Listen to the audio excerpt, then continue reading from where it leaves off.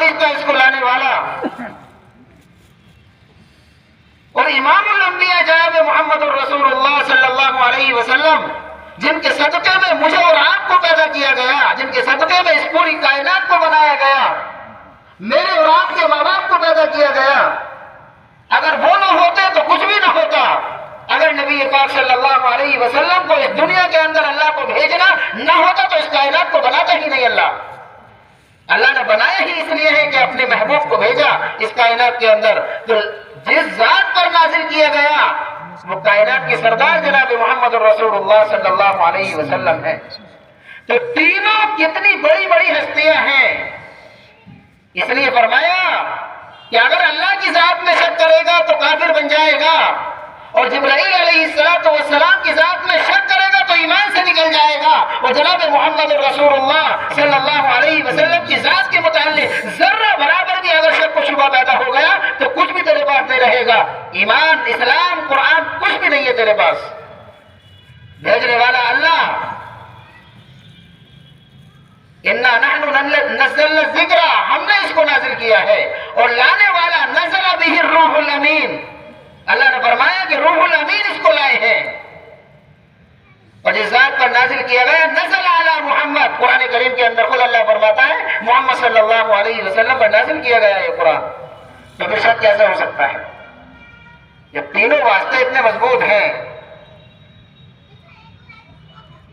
ایک لفظ پڑھو، سمجھ کر پڑھو، بغیر سمجھے پڑھو، 10 نیکیوں کا وعدہ اللہ تبارک و تعالیٰ نے فرمایا ہے، 10 نیکیوں کا وعدہ۔ سمجھ کر پڑھیں گے، وضو کر کے پڑھیں گے، قرآن کریم کو سامنے رکھ کر اس کی عظمت کو، اللہ کا کلام، نبی کی محبت، ان سب چیزوں کو جب خیال کر کے پڑھیں گے تو نبی پاک صلی اللہ علیہ وسلم نے فرمایا تب تو ایک لفظ پر 700 نیکیوں کا وعدہ اللہ تبارک و تعالیٰ فرماتا ہے، اور ورنہ ایسے ہی بول دیا بے ارادہ الحمدللہ رب العالمین، کسی نے ایسے ہی پڑھ دیا تو فرمایا نبی پاک صلی اللہ علیہ وسلم نے کہ ایک لفظ پر 10 نیکیاں اس کے نامہ اعمال کے اندر لکھی جائیں گی، اور اس کے بھی اللہ تبارک و تعالیٰ نے قرآن کریم کے اندر بیان فرمایا کہ جو ایک نیکی کرے گا ہم اس کا اجر بڑھا کر 10 کر دیں گے، من جاء بالحسنۃ فلہ عشر امثالها، یہ اللہ نے وعدہ فرمایا ہے کہ تم ایک نیکی کرو گے ہم اس کا اجر 10 کے برابر بڑھا کر آپ کے کھاتے کے اندر نامہ اعمال کے اندر بھیج دیں گے۔ تو اگر کسی نے الف لام میم پڑھ لیا تو اس کے کھاتے کے اندر 30 نیکیاں لکھی جا چکی ہیں۔ اس لیے میرے عزیز دوستو بزرگوں، یہ بڑی عظمت والا کلام ہے، اور یہ اس کائنات کی روح ہے، اس دنیا کی روح ہے قرآن کریم، یہ بات سمجھ لینا۔ یہ جو دنیا کے اندر فتنہ پھیلانے والے اور فساد پھیلانے والے پھر رہے ہیں، کہیں مدارس کو توڑا گیا، کہیں مساجد کو گرایا گیا، کہیں علماء کو ٹورچر کیا جا رہا ہے، اور سب سے پہلی چیز کہ مدارس پر بڑی سخت نظر ہے دشمنوں کی، کیونکہ وہیں سے حفاظ تیار ہوتے ہیں، مدارس ہی ایک عالم تیار کرتا ہے، مدرسے سے ہی اسٹیٹ پر آنے والا بولنے والا ایک مقرر تیار ہوتا ہے، مفسر تیار ہوتا ہے، امام تیار ہوتا ہے، مناظر اعظم تیار ہوتا ہے، اسی پر نظر ہے آج حکومت کی۔ آخر کیوں؟ جب وہ ختم ہو جائیں گے تو پھر علماء ختم ہو جائیں گے آہستہ آہستہ، اور جب علماء ختم ہو جائیں گے تو دین ختم ہو جائے گا۔ یہ بڑی اہم بات میرے دوست بتا رہا ہوں میں آپ رات کے سامنے، یہ بہت بڑی بات ہے کہنے کے لیے۔ آخر کیا دشمنی ہے ہماری حکومت سے یا ان لوگوں سے؟ کیا ہم نے کوئی ان کا مال مار رکھا ہے؟ ان کے پیسے ہمارے اوپر ہیں؟ کتنے احسانات ہیں ہمارے بزرگوں کے، ہمارے بڑوں کے اس ملک کے لیے، کتنی قربانیاں دی، لیکن اس کے باوجود دشمنی مجھ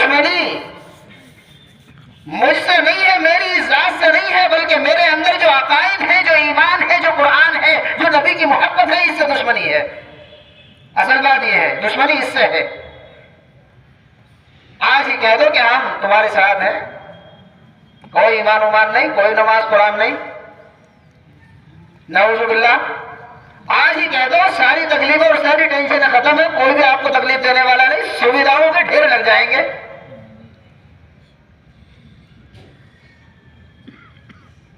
تو میں یاد کر رہا تھا کہ قرآن کریم اس کائنات کی روح ہے. یہ دنیا کے کافر اور یہ دشمن بھول جائے اگر اس دنیا کے اندر جس دن پڑھنے پڑھانے والے اور قرآن کریم کے حافظ ختم ہو گئے, اللہ اللہ کرنے والے ختم ہو گئے, تو اللہ تبارک و تعالیٰ اس کائنات کو ہی ختم کر دے گا.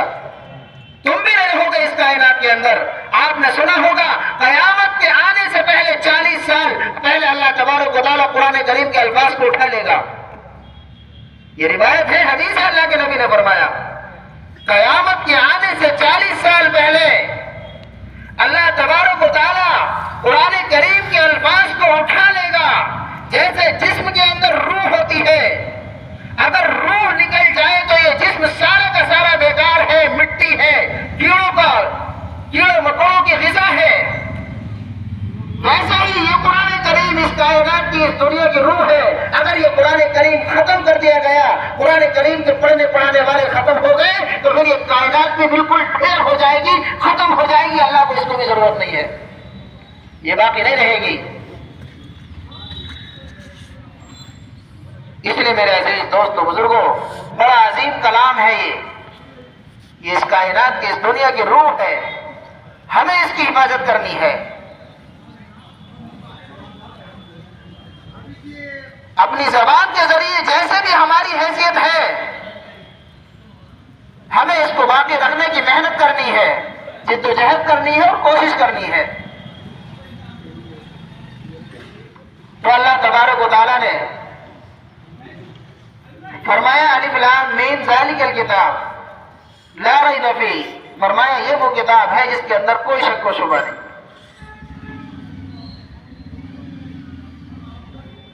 دنیا کے اندر جتنی کتابیں ہیں, کسی کتاب پر کسی ثواب اور نیکی کا کوئی وعدہ نہیں, لیکن اللہ تبارک و تعالیٰ نے ایک ایک لفظ پر 10 نیکیوں کا اور بلکہ 700 نیکیوں تک کا اللہ تبارک و تعالیٰ نے وعدہ فرمایا ہے.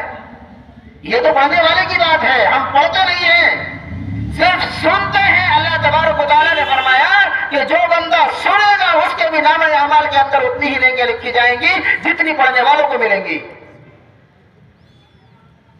سننا اور سنانا یہ بھی بہت بڑی بات ہے, اس کو بھی چھوڑیے.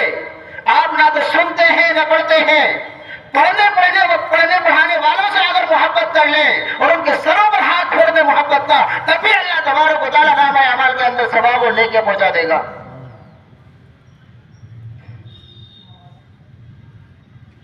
پڑھنے پڑھانے والوں سے محبت کرنا بھی بہت بڑی بات ہے, اس کو بھی چھوڑیے. جس سپاہی پر, جس رحل پر قرآن کریم رکھ کر پڑھا جاتا ہے, اگر ہم نے وہ مسجد کے اندر مکتب کے اندر بنا کر بھیج دی, تب بھی اللہ تبارک و تعالیٰ اتنا ہی ثواب ہمارے نامہ اعمال کے اندر بھیج دے گا جتنا پڑھنے پڑھانے والوں کو مل رہا ہے. یہ ہے قرآن کریم کا اعزاز اس کتاب کا. آپ دیکھیں وہ لکڑی جو رحل ہوتی ہے, کتنا اعزاز ہوتا ہے اس کا کہ بچے اور بڑے سب اس کو اپنے سینے سے لگاتے ہیں. حالانکہ وہ ایک لکڑی ہے, اگر وہ رحل نہ ہوتی تو چولہے کی بھٹی کے اندر وہ جلنے کے لائق تھی. یا بیس کے اندر جاتی, یا ڈبل بیڈ کے اندر, تخت کے اندر جاتی, سینوں پر نہیں لگائی جاتی. رحل بن گئی, تپائی بن گئی تو سینوں پہ آ گئی, اس کا اعزاز ہو گیا, اکرام ہو گیا. نسبت کیا ہے؟ چونکہ قرآن کریم سے جو جڑ گئی, جس کی نسبت قرآن کریم سے جڑے گی اللہ تبارک و تعالیٰ اس کو بلند کرے گا. یہ اللہ کا وعدہ ہے. جو قرآن کریم سے محبت کرے گا وہ اللہ کا محبوب بن جائے گا. اس لیے میرے عزیز دوستو بزرگوں, ہم قرآن کریم سے محبت کرنے والے, پڑھنے پڑھانے والوں سے محبت کرنے والے بن جائیں.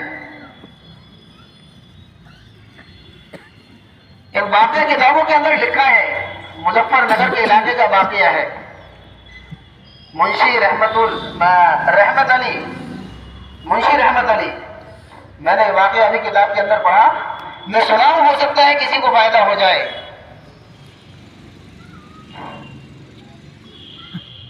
ایک گاؤں کے اندر کسی کا انتقال ہوا. اب یہ منشی بھی تھے اور ماشاءاللہ اپنے علاقے کے بزرگ بھی ہوں گے. کتاب کے اندر تو یہ لکھا کہ یہ بزرگ تھے. اب پہلے زمانے کے اندر اتنا ماحول حافظ و قرآن عالم دین نہیں تھے، جنازے کی نماز پڑھانے کے لیے بھی دور دور سے تلاش کر کے لانے پڑتے تھے. اب تو جنازے کے اندر ہی ماشاءاللہ دو چار ہوتے ہیں، اتنی پریشانی نہیں ہے. تو اب کسی کا انتقال ہوا،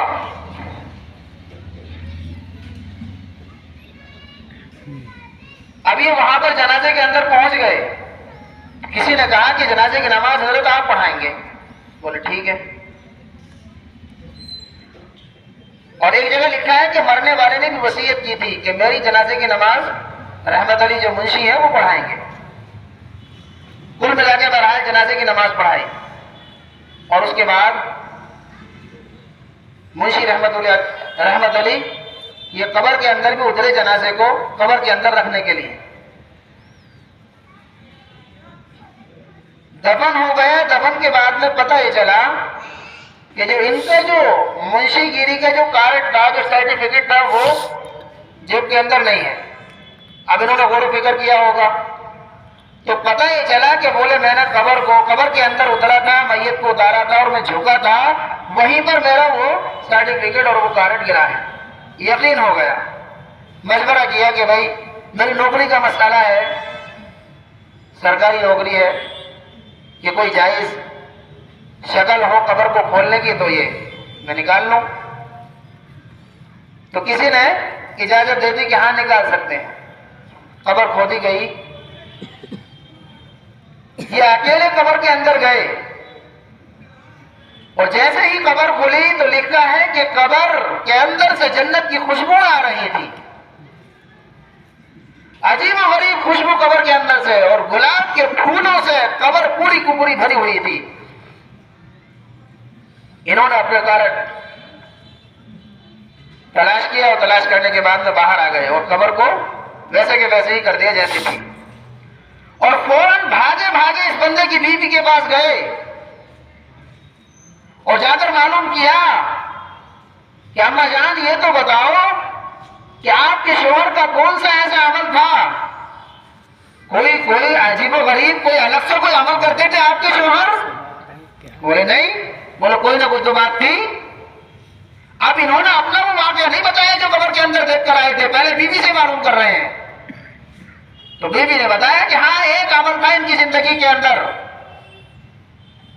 کہ جب نماز پڑھ کے آیا کرتے تھے فجر کی، قرآن کریم پڑھے ہوئے نہیں تھے لیکن قرآن کریم سے محبت تھی.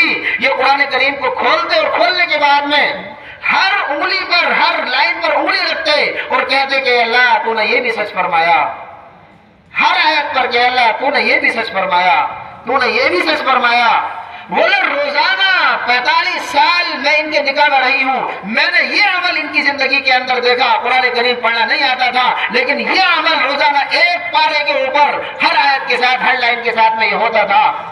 بس منشی رحمت علی رحمت اللہ علیہ کہنے لگے بس یہی محبت تھی جس کی بنیاد پر اللہ تبارک و تعالیٰ نے ان کی قبر کو جنت کا باغ بنا دیا.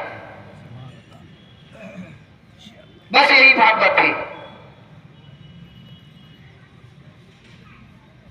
تو میرے عزیز دوستو بزرگوں، یہ ہے قرآن کریم سے محبت کا نتیجہ. مرنا ہے ہم سب کو، اللہ کے یہاں جانا ہے. تو اللہ تبارک و تعالیٰ نے ہمیں یہ نعمت دے رکھی ہے، ہم اس کی قدر کریں.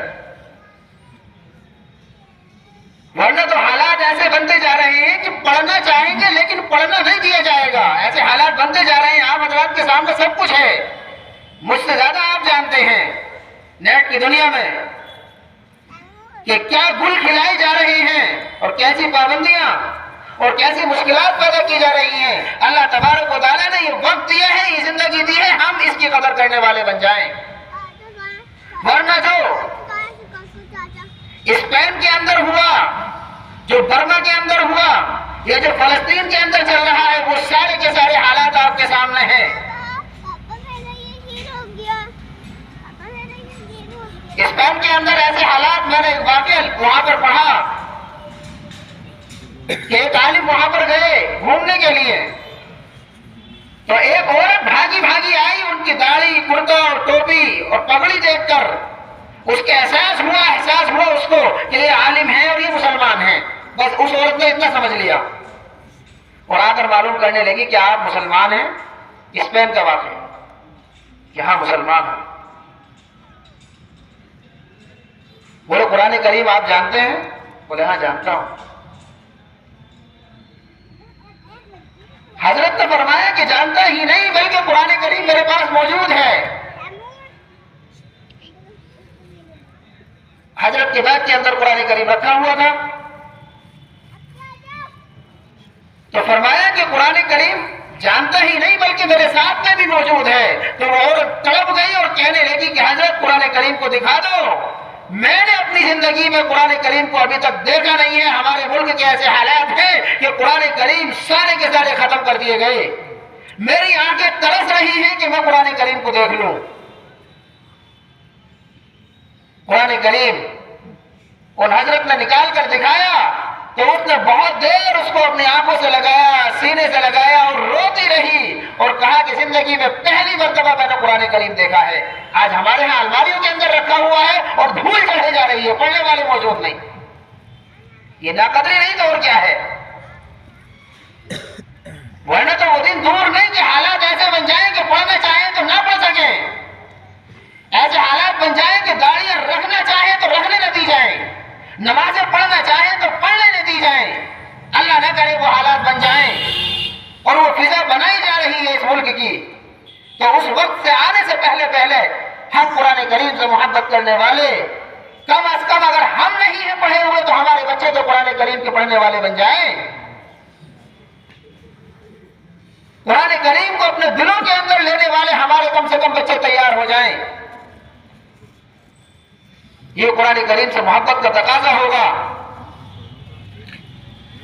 نبی پاک صلی اللہ علیہ وسلم کے زمانے کے اندر جو حالات تھے قرآن کریم نے اس کا نقشہ کھینچا ہے۔ قرآن کریم کے اندر اللہ نے بیان فرمایا وَقَالَ الَّذِينَ كَفَرُوا لِرُسُلِهِمْ لَنُخْرِجَنَّكُمْ مِنْ أَرْضِنَا، کافروں نے کہا تھا رسولوں سے اس زمانے کے اندر کہ ہماری زمین سے نکل جاؤ، یہاں سے چلے جاؤ، خالی کر دو، جیسے ہمارے ملک کے اندر بات ہوتی ہے کہ چلے جاؤ یہاں سے۔ تو یہ کوئی بڑی بات نہیں، یہ تو اس زمانے کے اندر کہی گئی تھی اور یہ تو آج تک کہی جا رہی ہے، اور لاکھ کوششیں کی گئی اسلام کو ختم کرنے کی ملکوں کے اندر، لیکن نہ اسلام ختم ہوا ہے اور نہ مسلمان ختم ہوا انشاءاللہ، اور نہ قیامت تک ختم ہوگا۔ نقصان ہوتا ہے البتہ، لیکن دشمن نہ مسلمان کو ختم کر پایا اور نہ اسلام کو ختم کر پایا، چونکہ اس کی حفاظت اللہ تبارک و تعالیٰ نے اپنے ذمہ لے رکھی ہے۔ تو فرمایا کہ یہ بات تو NRC کی بات تو رسولوں سے اس زمانے کے اندر بھی کہی گئی تھی کہ نکل جاؤ، خالی کر دو، ٹینشن لینے کی ضرورت نہیں، اعمال پر جمع رہنے کی ضرورت ہے، سچا پکا مسلمان بننے کی ضرورت ہے۔ حالات آئیں گے اور ٹل جائیں گے اور نکل جائیں گے۔ وَقَالَ الَّذِينَ كَفَرُوا لِرُسُلِهِمْ لَنُخْرِجَنَّكُمْ مِنْ أَرْضِنَا أَوْ لَتَعُودُنَّ فِي مِلَّتِنَا، رسولوں سے کہا گیا تھا کہ یہاں سے نکل جاؤ، یہ ہمارا مذہب قبول کر لو اگر یہاں رہنا ہے تو۔ اس لیے میرے عزیز دوستو بزرگوں، یہ حالات ہیں اور یہ بنتے جا رہے ہیں ہمارے ملک کے۔ ہمیں اس بات کو سمجھنا ہے، ہمیں اپنے مدارس کو بچانا ہے، اپنی مسجدوں کو بچانا ہے، اور یہ باتوں سے بچنے والی نہیں، ہمیں قربانی دینی ہے، ہمیں مسجدوں کے اندر جانا ہے، پانچوں وقت اس کے اندر حاضر ہونا ہے، تاکہ اللہ تبارک و تعالیٰ جب ہماری محنت کو، ہماری قربانیوں کو دیکھے اور حالات کو بدل دے۔ یہ تو اللہ کے ہاتھ میں ہے، اللہ کے قبضے میں ہے سارا کا سارا نظام۔ اس لیے میرے عزیز دوستو بزرگوں، یہ بہت بڑی نعمت اللہ تبارک و تعالیٰ نے مجھے اور آپ کو عطا فرمائی کہ آزادی کے ساتھ ہم اس چبوترے پر بیٹھ کر آج تراویح پڑھی ہے اور پڑھ رہے ہیں، اور ہمارے سامنے حفاظ پڑھنے پڑھانے والے موجود ہیں۔ اللہ نہ کرے کہ حالات تنگ ہو جائیں، ہم اس کی قدر کرنے والے بن جائیں۔ یہ بہت بڑی نعمت ہے اللہ تبارک و تعالیٰ کی۔ کل قیامت کے دن اللہ تبارک و تعالیٰ معلوم کرے گا وَإِذْ تَعُدُّوا نِعْمَتَ اللَّهِ لَا تُحْصُوهَا، اللہ تبارک و تعالیٰ قرآن کریم کے اندر فرماتا ہے کہ ہم نے تمہیں اتنی نعمت عطا فرما رکھی ہے کہ اگر تم گننا چاہو تو شمار نہیں کر سکتے ہو۔ بے شمار نعمتیں اللہ تبارک و تعالیٰ نے مجھے اور آپ کو عطا فرمائی ہیں۔ اللہ نے زبان دی ہے، بولنے کے لیے. اگر یہ زبان ہی خدا نخواستہ فالج ہو جائے, بیماری لگ جائے. آج ہماری زبان چلتی ہے گالیوں پر, الٹا سیدھا تکبرانہ بول رہے ہیں, زبان سے بچے جا رہے ہیں. خدا نخواستہ اگر اسی زبان پر کوئی بیماری لاحق ہو جائے تو ہماری زندگی بیکار ہو جائے گی, ادھوری ہو جائے گی.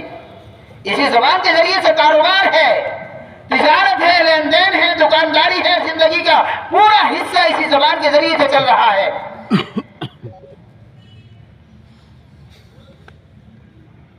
ایک پروگرام کے اندر دیکھا کہ ایک قاری صاحب نعت پڑھ رہے تھے اور پڑھتے پڑھتے اچانک بالکل خاموش کھڑے رہ گئے. بعد میں جب دیکھا اور پوچھا تو پتہ ہی چلا کہ ان کی زبان پر پڑھتے پڑھتے فالج ہو گیا تھا. تو ہم اللہ کے عذاب سے ڈریں. کتنی کتنی بڑی نعمتیں اللہ تبارک و تعالیٰ نے مجھے اور آپ کو عطا فرما رکھی ہیں. ایک پروگرام کے اندر دعوت میں ایک ڈاکٹر صاحب آئے, سرجن اپنے وقت کے. اب بہرحال پروگرام مکمل ہو گیا, کھانا کھا کے سارے مہمان اپنے اپنے بستروں پر چلے گئے. یہ ڈاکٹر صاحب بھی بستر پر چلے گئے, لیکن انہوں نے میزبان سے کہا کہ ایک بڑا تکیہ بنا کر کے آپ لا دو. لا دیا تکیہ. تو یہ پیچھے کو ٹیک لگائی اور بس ٹیک لگا کر اپنا انہوں نے نیند شروع کر دی. اب میزبان نے, گھر والے نے, کسی نے رات میں دیکھا کہ یہ تو بیٹھے ہوئے ہیں, تو معلوم کیا کہ حضرت ایسے کہ وہ سارے مہمان سو رہے ہیں اور آپ بیٹھے ہوئے ہیں اتنی رات میں. تو اپنا واقعہ بتانے لگے. میں بتا رہا ہوں اللہ نے کتنی نعمتوں سے ہمیں نوازا ہے اور ہمیں احساس تک کا نہیں. ہم اللہ کی نافرمانی پر اترے ہوئے ہیں, اللہ کی نعمتوں کو اتنی استعمال کر رہے ہیں. تو ڈاکٹر صاحب نے بتایا, حالانکہ خود سرجن ہیں, کہ بولے گلے کے اندر ایک اللہ نے بال فٹ کیا ہے جس کو ہم کوا بولتے ہیں. ڈاکٹر صاحب کہنے لگے کہ میرا یہ بال جو کوا ہے یہ خراب ہو چکا ہے, یہ لیک کر گیا ہے.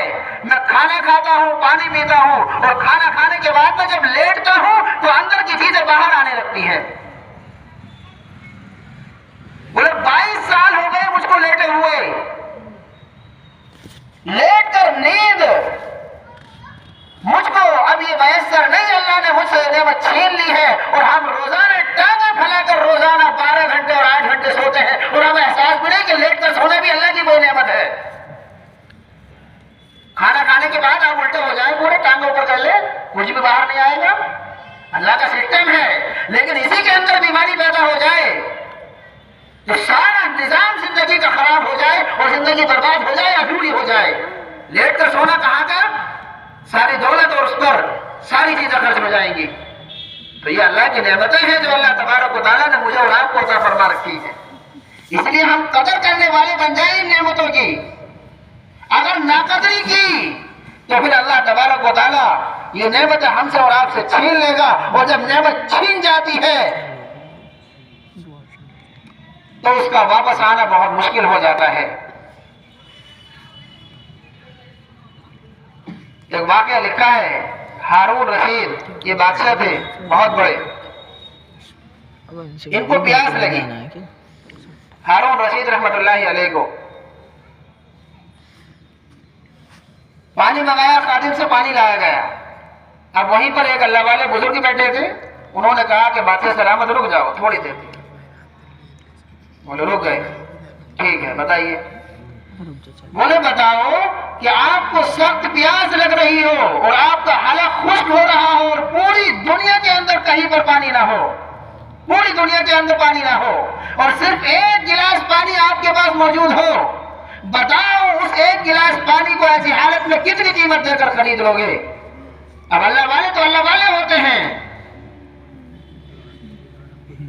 کہنے لگے کہ ایسی حالت میں جہاں پر حلق خشک ہو, سختی کی پیاس لگ رہی ہو, میں اس وقت میں ایک گلاس پانی کو آدھی حکومت دے کر خرید لوں گا اور پانی پیوں گا.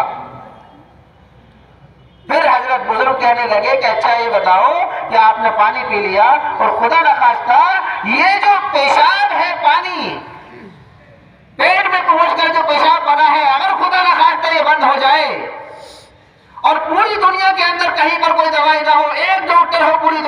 کر وہ کہہ رہا ہو کہ میرے پاس دوائی ہے جس سے آپ کا پیشاب باہر آ جائے گا، اتر جائے گا، بتاؤ اس دوائی کو کتنی قیمت دے کر خرید لو گے؟ بادشاہ سلامت کہنے لگے کہ میں اپنی آدھی حکومت دے کر اس دوائی کو خرید لوں گا، کیونکہ جب پیشاب رک جاتا ہے تو بندہ ایسے تڑپتا ہے جیسے مچھلی پانی سے باہر آنے کے بعد تڑپتی ہے۔ ہم نے کبھی سوچا ہی نہیں کہ پیشاب کرنا بھی کوئی خدا کی نعمت ہے، پانی پینا بھی کوئی خدا کی نعمت ہے۔ بس گلاس آیا، کھڑے ہیں تو گڑر گڑر کھڑے ہو کے پی لیا، نہ اللہ کا شکر ہے نہ دعا یاد ہے۔ اور پیشاب کرنے گئے تو بیت الخلا کے اندر جانے کی دعا میرے نبی نے سکھائی، وہ دعا بھی ہمیں پتہ نہیں، جانے کا طریقہ پتہ نہیں کیا طریقہ ہے جو نبی پاک صلی اللہ علیہ وسلم نے سکھایا۔ کبھی سوچا نہیں کہ پانی بھی کوئی خدا کی نعمت ہے یا بہانہ پیشاب کرنا بھی کوئی خدا کی نعمت ہے؟ تو بزرگ کہنے لگے کہ بادشاہ سلامت پتہ ہی چلا کہ آپ کی پوری حکومت کی قیمت ایک گلاس پانی کے برابر ہے، اس سے زیادہ نہیں۔ اب ہم روزانہ کے کتنے گلاس پانی پی رہے ہیں؟ اگر اللہ تبارک و تعالیٰ نے معلوم کر لیا تو ہم کیا اللہ تبارک و تعالیٰ کے سامنے جواب دیں گے؟ تو اس لیے میرے عزیز دوستو بزرگوں، یہ نعمتیں ہیں اللہ تبارک و تعالیٰ کی جو ہم اور آپ استعمال کر رہے ہیں، ہمیں ان کی قدر کرنی ہے۔ یہ آزادی کے ساتھ قرآن کریم کا سننا سنانا، یہ بھی اللہ تبارک و تعالیٰ کی بہت بڑی نعمت ہے۔ کل قیامت کے دن یہ زمین اور یہ چبوترا یہ گواہی دے گا کہ یہاں پر قرآن کریم پڑھا گیا تھا اور پڑھنے والے یہ تھے، اتنے لوگ یہاں پر پڑھنے والے تھے۔ قرآن کریم کے اندر اللہ تبارک و تعالیٰ نے فرمایا فما بکت علیہم السماء والارض، کہ نہ تو زمین روئی نہ آسمان رویا۔ یہ کافروں کے متعلق یہ آیت ہے، اوپر سے تذکرہ چل رہا ہے کافروں کا۔ بولے جب کافر کوئی مرتا ہے تو نہ تو اس کے لیے زمین روتی ہے نہ آسمان روتا ہے،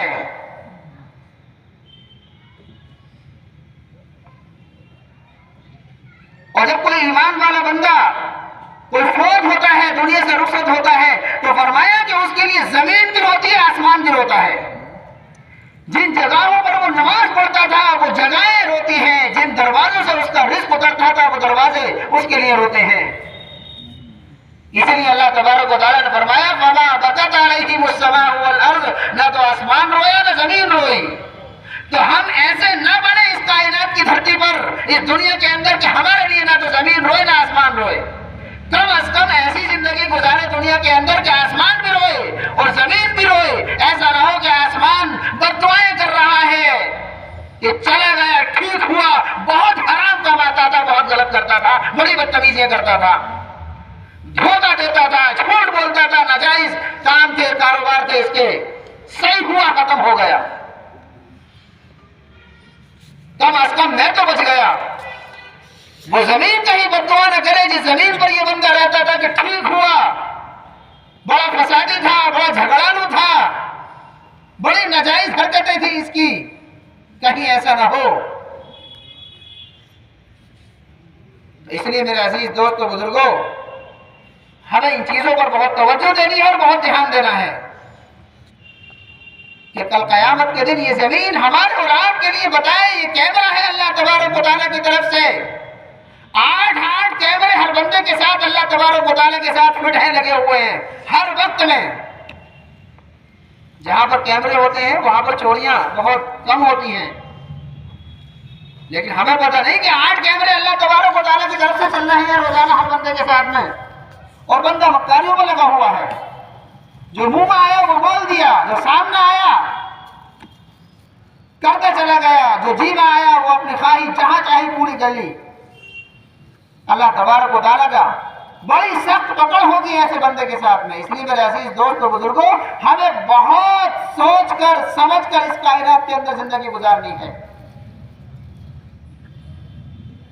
سب سے پہلی چیز تو یہی زمین کل قیامت کے دن گواہی دے گی۔ قرآن کریم کے اندر اللہ فرماتا ہے یومئذ تحدث اخبارها بان ربک اوحی لها، یہ زمین ساری کی ساری اپنی خبریں بیان کرے گی اللہ تبارک و تعالیٰ کے سامنے۔ یہ بتائے گی کہ میرے اوپر فلاں گناہ ہوا تھا، فلاں کام ہوا تھا۔ اس لیے ہم اس زمین پر اچھے کام کرنے والے بن جائیں. یہ ہمارے جسم کے اعضاء جن کو سکون پہنچانے کے لیے ہم گناہ کر رہے ہیں، اللہ کی نافرمانی کر رہے ہیں، یہ سارے کے سارے قیامت کے دن میرے اور آپ کے خلاف کھڑے ہو جائیں گے. خدا کی قسم میرے عزیز دوست و بزرگوں، ہمیں احساس بھی نہیں. اللہ نے فرمایا الیوم نختم علی افواہہم، زبان پر تو ہم مہر لگا دیں گے کل قیامت کے دن. وتکلمنا ایدیہم، ہم ان کے ہاتھوں سے بات کریں گے. وتشہد ارجلہم، اور ہم ان کی رانوں سے، ان کی ٹانگوں سے، بدن کے جسم کے اعضاء سے ہم بات کریں گے. تو اللہ تبارک و تعالیٰ کا نظام بڑا سخت ہے، ہمیں احساس نہیں. یہ بندہ کہے گا کل قیامت کے دن اللہ کے سامنے، اللہ نے بڑے اچھے انداز سے بیان کیا ہے، یہ کہے گا ارے تمہیں کیا ہو گیا بھائی، لما شہدتم علینا، میرے خلاف ہو گئے تمہیں سکون پہنچانے کے لیے میں نے یہ کام کیے تھے، تمہیں آرام پہنچانے کے لیے، اور میرے ہی خلاف گواہی دے رہے ہو. تو یہ کل قیامت کے دن یہ جسم کے اعضاء کہیں گے قالوا انطقنا اللہ الذی انطق کل شیء. 24 پارے کے اندر آیت موجود ہے. یہ اعضاء کہیں گے کہ جس رب نے زبان کے اندر بولنے کی طاقت عطا فرمائی تھی، آج اسی رب نے ہمیں بولنے کی صلاحیت دی ہے، اس لیے ہم بول رہے ہیں. جب اللہ نے بولنے کا حکم دیا ہے تو کون روک سکتا ہے؟ ہم بتا رہے ہیں کیا پریشانی ہے آپ کو. تو یہ بندہ کہے گا یہ تو بڑا معاملہ خراب ہے، تمہیں سکون پہنچانے کے لیے سارے کام کر رہا تھا، تم ہی میرے خلاف ہو گئے. تو یہ زندگی چند روزہ ہے، یہ ختم ہونے والی ہے، اس لیے ہمیں جائز کام کرنے ہیں، ناجائز سے بچنا ہے. ایک بندہ نبی پاک صلی اللہ علیہ وسلم کے پاس آیا اور کہنے لگا اللہ کے نبی نصیحت فرما دیجیے کوئی. نبی پاک صلی اللہ علیہ وسلم نے فرمایا اتق المحارم، حرام کو چھوڑ دو، حرام کو چھوڑ دو، سب سے زیادہ عبادت گزار بن جاؤ گے، سب سے زیادہ متقی بن جاؤ گے. نماز چھوڑنا حرام ہے، پڑھنے والے بن جائیں. روزہ چھوڑنا حرام ہے، رکھنے والے بن جائیں. تراویح کو چھوڑنا حرام ہے، پڑھنے والے بن جائیں. تو فرمایا نبی پاک صلی اللہ علیہ وسلم نے حرام کو چھوڑ دو، سب سے بڑے متقی اور پرہیزگار آپ بن جاؤ گے. بس یہ نصیحت ہے میری، اس پر عمل کر لو. ایسے ایسے سوالات صحابہ معلوم کرتے تھے. اس لیے میرے عزیز دوست و بزرگوں، یہ میری اور آپ کی زندگی بہت مختصر ہے، یہ ختم ہونے والی ہے. ہم اور آپ کو جانا ہے کتنے لوگ تھے اس دنیا کے اندر جو آئے اور چلے گئے، اور آج ہم ہیں اور کل نہیں ہوں گے، اور اگلے سال نہ معلوم یہاں سے اس مجمع کے اندر سے کون کون ہو کون کون نہ ہو، کسی کو کوئی پتہ نہیں. گویا کہ میرا اور آپ کا یہ جسم یہ کرائے کا مکان ہے جو خالی کرنا ہے ایک نہ ایک دن. یہ کرائے کا مکان ہے. گویا کہ گاڑی کسی اور کی ہے اور ڈرائیور کوئی اور ہے، چلانے والا کوئی اور ہے. یہ تو اللہ تبارک و تعالیٰ نے مجھے اور آپ کو ایک گاڑی کی شکل میں عطا فرما رکھی کہ اس کو استعمال کر لو 60 سال 50 سال 40 سال، پھر ہمیں یہ لوٹانی ہے آپ کو. اب گاڑی کا ڈرائیور گاڑی کو صحیح کر کے نہ چلائے تو کیا ہوگا؟ بھئی یہ گاڑیاں کھڑی ہیں، آپ ڈرائیور کو جو صحیح استعمال نہ کرے اس کا تو آپ کہو گے چل بے جا تو سچلائی نہیں آ رہی، خالی کر اس کو. تو اللہ تبارک و تعالیٰ نے مجھے اور آپ کو یہ جسم دیا ہے. اللہ تبارک و تعالیٰ معلوم کرے گا کل قیامت کے دن کیسے اس کو تم نے استعمال کیا تھا. بتاؤ ذرا کھڑے ہو کر، اس کے متعلق سوال و جواب ہوں گے. کیا جواب ہوگا اللہ کے سامنے میرا اور آپ کا؟ کیا اللہ کے سامنے ہم جواب دیں گے؟ میدان محشر کی سختی اور ایسی سختی جہاں پر انبیاء تھرا رہے ہوں گے.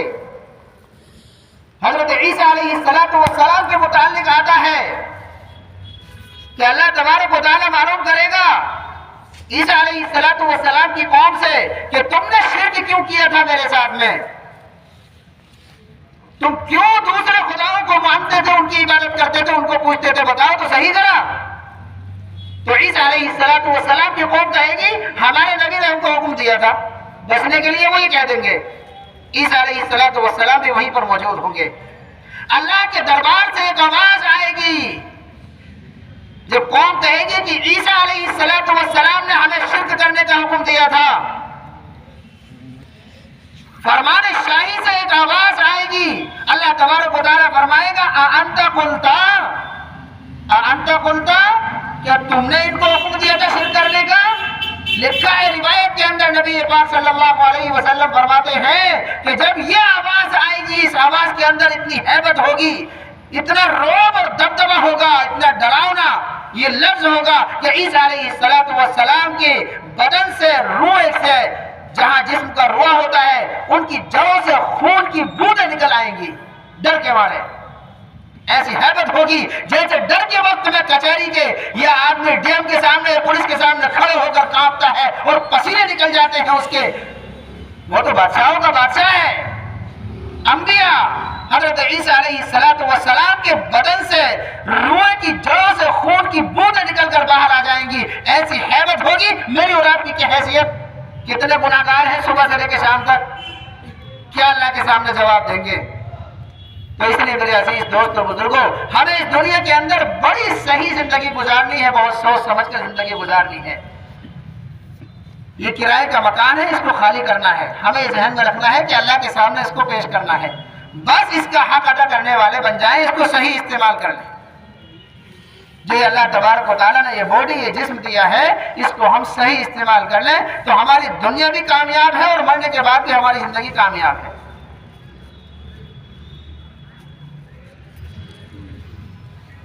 تو بہرحال